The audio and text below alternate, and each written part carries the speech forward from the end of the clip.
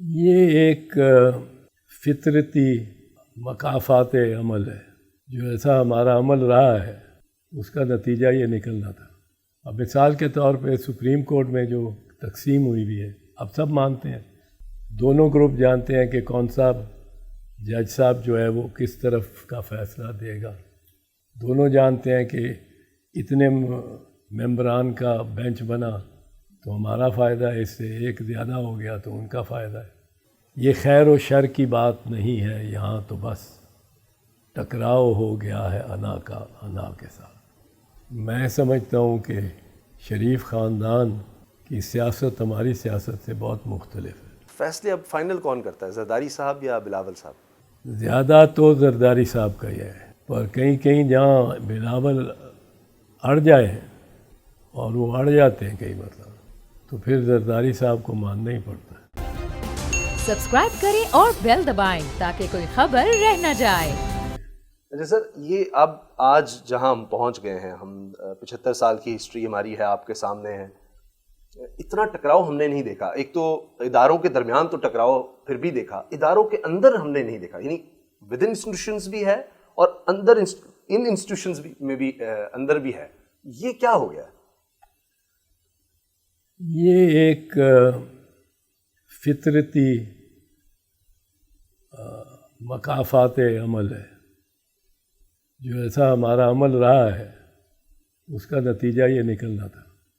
اب مثال کے طور پہ سپریم کورٹ میں جو تقسیم ہوئی بھی ہے، اب سب مانتے ہیں،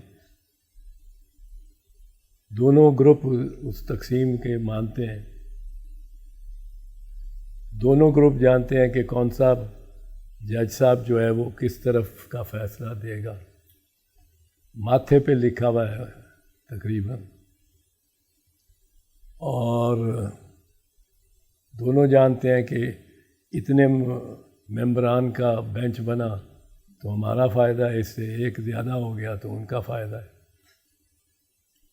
اب یہ پہلے سے ہی آپ بینچ بنا دیں، آپ 3 ممبر کا بنائیں، 5 کا بنائیں، 7 کا بنائیں، 9 کا بنائیں، 11 کا بنائیں، 15 کا بنائیں، آپ بینچ بنا دیں، میں آپ کو بتا دوں گا کہ اس میں کیا فیصلہ 5 دن کی بحث کے بعد، 5 دن کے بحث مطالعے، ایک دوسرے کے ساتھ برتری لے جانے کی کوشش دونوں وکلاء کی، بڑی محنت وکلاء کی، اور میں آپ کو پہلے دن بتا سکوں گا کہ یہ فیصلہ ان دونوں میں سے کس کے حق میں ہے۔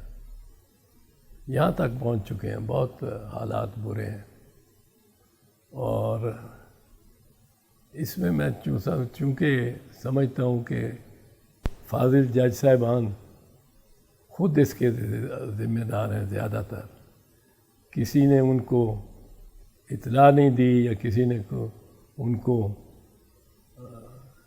یہ انگیخت نہیں کیا۔